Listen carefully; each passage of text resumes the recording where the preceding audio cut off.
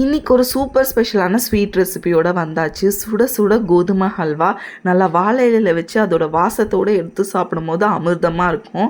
இதுக்கு பவுலில் 1 கப் கோதுமை மாவை 5 கப்பு தண்ணி ஊற்றி நல்லா லம்ஸே இல்லாமல் மிக்ஸ் பண்ணி கொடுத்துட்டு ஒரு ஓரமாக வச்சுக்கோங்க.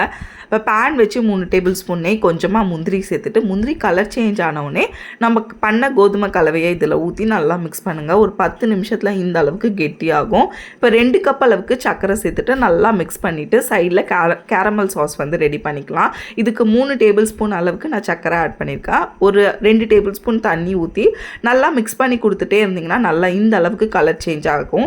ஸோ இதையும் இது கூட சேர்த்து நல்லா மிக்ஸ் பண்ணிங்கன்னா நல்லா ஹல்வாவோட கலரே ஒரு சூப்பரான கலருக்கு வரும்.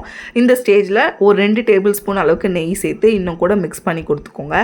ஒரு 20 நிமிஷத்தில் பார்த்தீங்கன்னா நல்லா கொதி வந்துடும். இந்த மாதிரி கொதி வந்து நல்லா திரண்டு வரும். நடுவில் நெய் தேவைப்பட்டால் சேர்த்துக்கோங்க.